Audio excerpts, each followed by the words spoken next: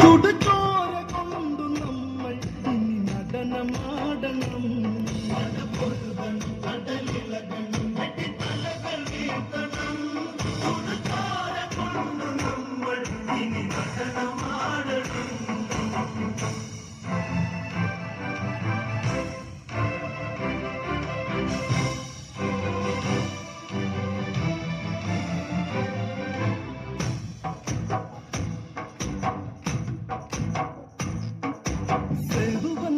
കടൽ കടന്ന് തങ്കലങ്കയിൽ ദൂരപ്പടക്കുടിയിൽ സേനാപതി സൂര്യസൂനു വന്ന് രാമചന്ദ്രന്റെ ആ തിരുസന്നിധിയിൽ എന്തിനു ഏതിനു രക്തം കൊടുക്കുവാൻ സുഗ്രീവന്റെ പടക്കൂടലുണ്ട്. പടപ്പൊരുതൻ കടലിളകൻ വെട്ടി തലകൾ വീഴ്ത്തണം.